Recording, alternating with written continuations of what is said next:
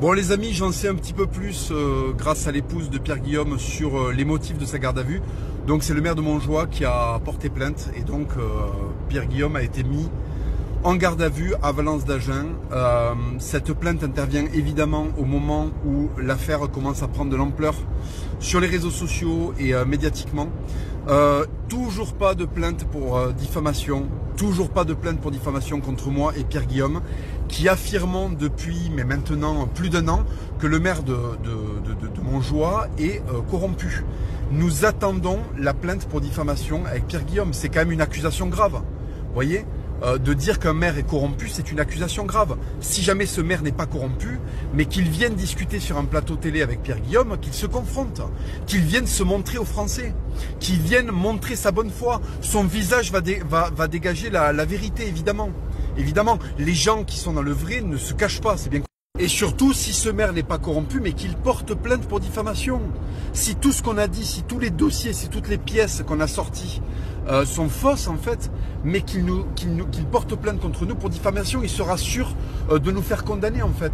Mais pourquoi cette plainte n'intervient pas? Parce que nous avons les papiers, nous avons tout qui incrimine ce maire en fait. On peut le prouver et ce n'est pas dans son intérêt. Donc il se cache en fait. Il se cache et sa seule réponse à tout ce qui est en train d'être sorti sur son compte, c'est de porter plainte, voilà.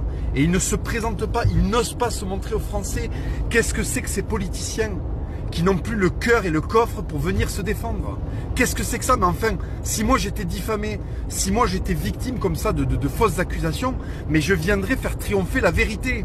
Avec vindicte, avec courage, avec force. Pourquoi ne le fait-il pas? C'est la question que je lui pose. Pourquoi toujours pas de plainte contre moi et Pierre Guillaume après tout ce que nous avons affirmé sur lui? Voilà, parce que c'est ça la République. C'est ça la République.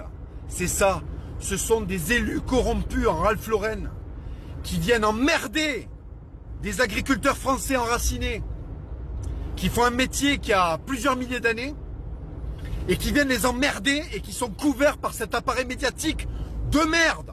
De merde, parce qu'on vit une époque satanique d'inversion des valeurs où les faibles tiennent les forts avec des lois corrompues et des lois indignes qui les protègent, qui protègent leur magouille, qui protègent leur magouille. C'est infernal. Les hommes comme moi, ils étouffent dans ce siècle.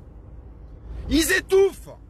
On doit jouer avec les règles de mecs qui sont des serpents, qui n'ont pas de colonne vertébrale, qui sont des gastéropodes, qui vivent au fond des océans les plus sales et les plus opaques. Et on doit faire comme ça au lieu de vivre debout. Voilà la République. Voilà ce que c'est la République. C'est convoquer des mecs qui font un métier que faisaient déjà les Gaulois.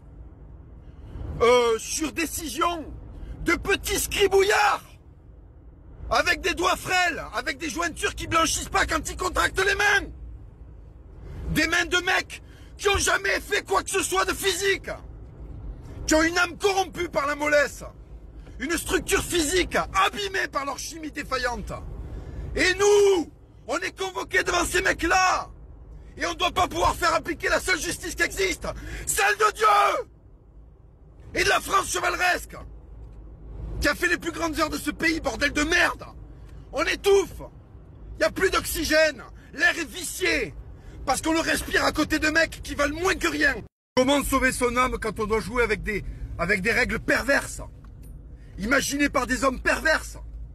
C'est contre nature d'interagir avec ces règles-là. On se tord l'âme, on s'ampute la psyché à rentrer dans cette logique de merde. Ces procédures interminables. Alors qu'on a la force physique pour faire triompher la justice, sans la faire valider par je sais pas quelle institution républicaine du jeu de pommes de merde, inventée par des gonzes, en collant, merde.